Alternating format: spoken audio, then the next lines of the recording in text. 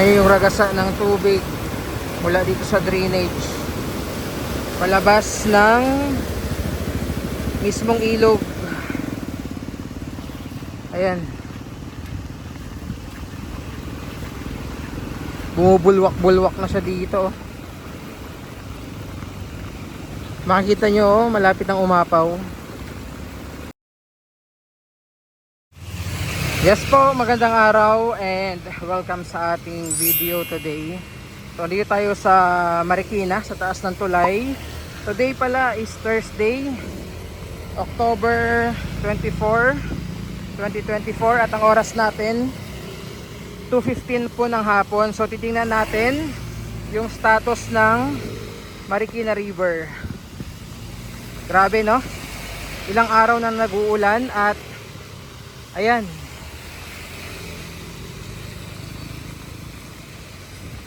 so medyo tumataas na yung level ng tubig dito po sa Marikina River, pero nasa normal status pa rin po ito hanggang sa ngayon. Tapos in reference kay Marikit, wala pa naman no, hindi pa siya umaabot mismo doon sa ribulto ni Marikit at hindi pa rin po umaapaw sa mismong ilog. So andito tayo sa may barangay Santo Niño. Yan.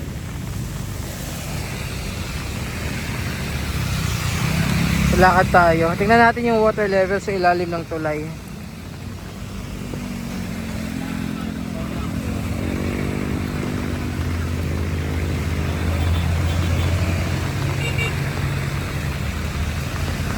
So, ito yung gilid ng ilog.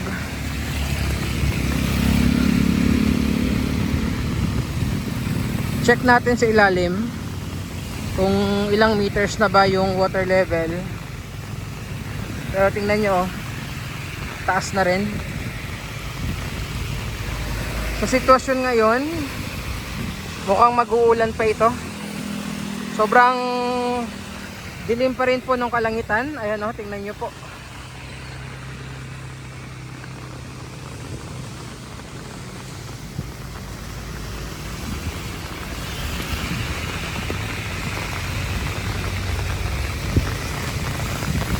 So ito yung status ng ilog, pero grabe no, kung nabalitaan nyo yung mga pagbaha, especially in Bicol region.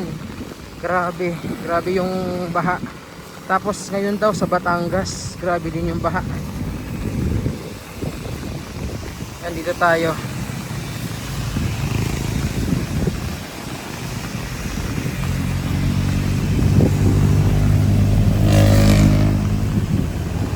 So again, today po is Thursday, October 24, 2024, 2:15 ng hapon. Yan, tanaw pa natin yung gilid ng ilog. Pero kung makikita nyo, continuous yung pagtaas ng tubig and tuloy-tuloy pa rin yung pag-uulan.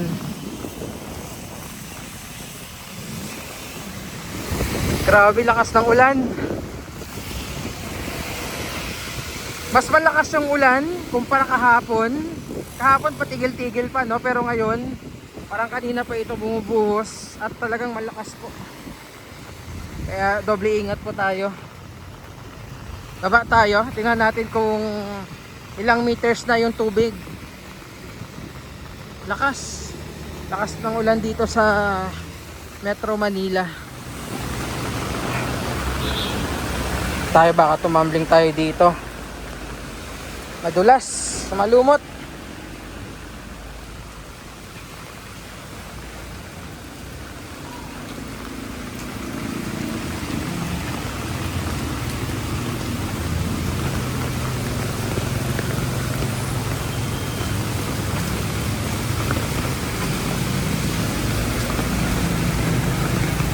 Ayan. So ito yung sa ilalim ng tulay. Yung water level po ay ayan o, nasa almost 14 meters. Yung first alarm kasi is nasa 15 meters. Second alarm ay 16. At yung third alarm is nasa 18 meters. Pero ngayon no, almost or halos nasa 14 meters na, pero still nasa normal po yung water level dito sa Marikina. Pero still continuous pa rin yung buhos ng ulan. Yan, lapit tayo sa may ilog.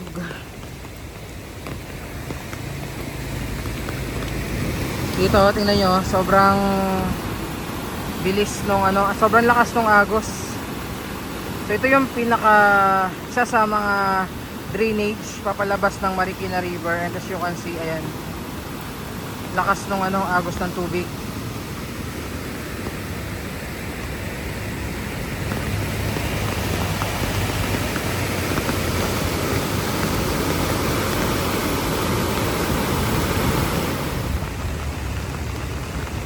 Dito banda halos paapaw na yung tubig sa ilog. And tingnan nyo, kinagandahan, ayan, bagong flashing yung kalsada dito sa gilid. Kaya ayan oh, hindi madulas, naalis yung lumot. Last na matinding pagbaha dito ay nung Typhoon Karina, kung saan umabot sa halos gadibdib ni Marikit, no?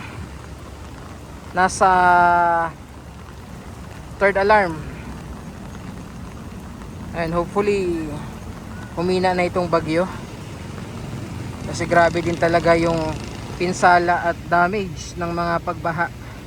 Nakita nyo naman yung nangyari ngayon sa Bicol region, Sorsogon, Albay, grabe. So kahit yung mga flood control projects ay hindi na gumagana, no? Hindi kayang kontrolin yung mga flooding incident.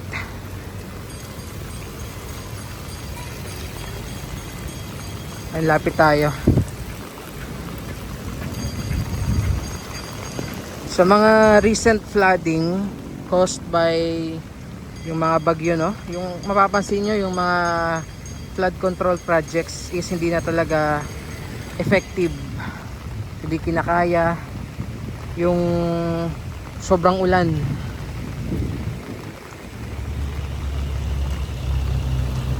Yan, ito siya.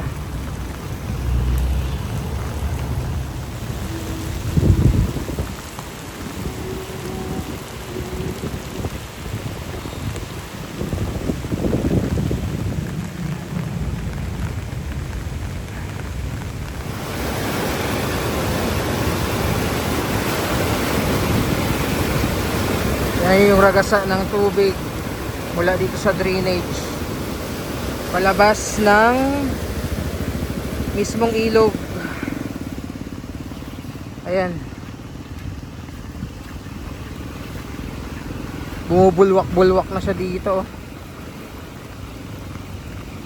Makikita nyo, malapit ng umapaw.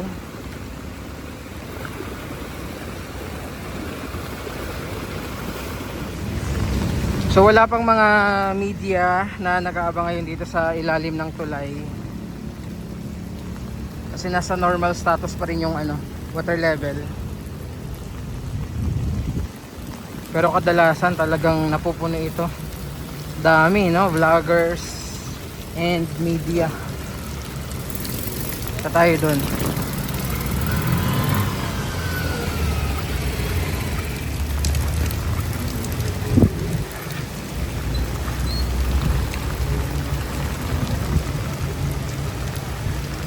Yung kulay tsokolating tubig ngayon dito sa ilog.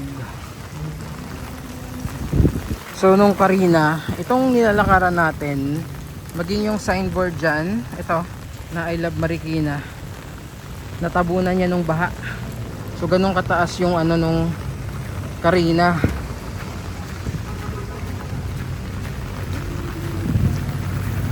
Oh, itong nilalakaran natin all the way papunta doon sa unahan, natabunan niya ng baha.